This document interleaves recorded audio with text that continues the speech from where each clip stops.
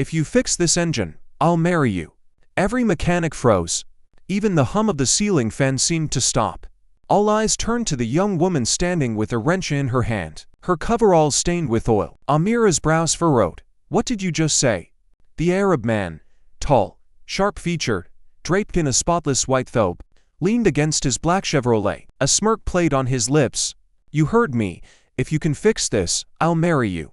The men in the shop chuckled. To them, it was a joke, a rich man mocking a poor female mechanic. But Amira didn't laugh. Her grip on the wrench tightened. "Keys," she said flatly. The smirk faded slightly. Khalid, son of a wealthy business tycoon, wasn't used to being challenged. He tossed her the keys. "Go ahead. Prove yourself." Amira walked to the hood, lifted it, and stared at the mess. The timing chain was broken, bolts loose, oil leaking. She rolled up her sleeves without hesitation. The air was tense. No one spoke. Only the sound of her tools striking metal echoed in the shop. Sweat trickled down her temple, but her hands moved with precision. Years of struggle, years of people doubting her. This moment was all of it combined. Khalid stood with folded arms, eyes narrowed. He expected her to give up, to admit defeat, but there was something different about her posture, the way she refused to be shaken. 10 minutes, 20, 30. She kept going. Her knuckles bled when a sharp edge cut her, but she didn't pause. Finally, she slammed the hood shut, climbed into the driver's seat, and turned the ignition. The engine roared, smooth, powerful, perfect.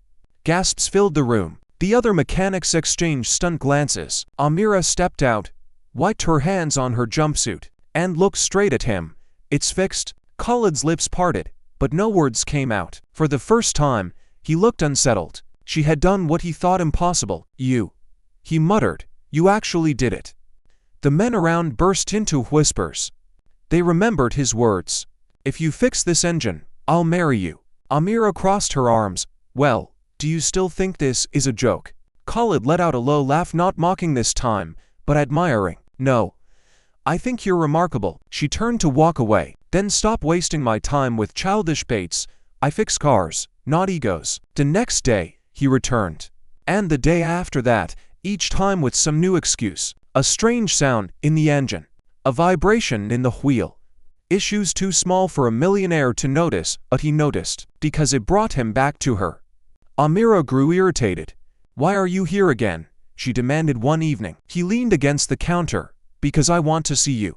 "This isn't a place for your games." "No," he said softly. "It's not. But the truth is, Amira, I can't stop thinking about you. The way you stood there, unshaken, when everyone laughed. I've met people with money, with beauty, with power. None of them had your fire." Her chest tightened. No one had ever spoken to her like that, but she masked it with indifference. "You're just bored." "Maybe," he admitted. "But if this is boredom, I never want it to end." Weeks passed. He kept showing up.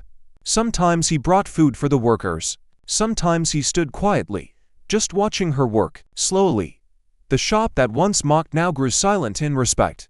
One night, when the garage was nearly empty, Khalid stepped closer. "Do you know why I made that foolish bet?" Amira didn't look up from the car she was fixing. "To humiliate me." "No," he said firmly. "Because deep down, I wanted you to prove me wrong. I wanted someone to show me there are people who can't be bought, who can't be broken by arrogance. And you did." Her hands stilled. His voice carried no mockery, now only truth. She turned slowly. His gaze held hers, steady, sincere. "I meant what I said, Amira," he whispered. "If you fix this engine, I'll marry you. And you fixed more than my engine. You fixed me." Amira's heart raced. She had dreamed of love, but not like this, not from a world so far from hers. Could she trust him? Could she believe him? She placed the wrench on the table. "If I ever marry," she said softly, "it won't be because of a bet. It will be because someone sees me for who I am." He stepped closer, lowering his voice. "Then let me keep proving I see you." For the first time, she allowed herself a small smile. Months later, people couldn't believe the news. Amira, the mechanic girl, engaged to Khalid, the Arab millionaire. But nothing about her life changed. She still worked at the garage, still wore her oil-stained jumpsuit, still fought for respect.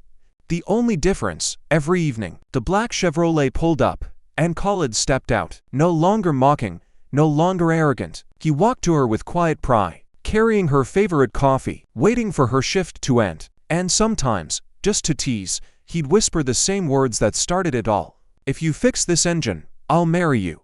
Amira would smirk, wipe her hands, and reply, "Then you'd better stop breaking it, because you're already mine."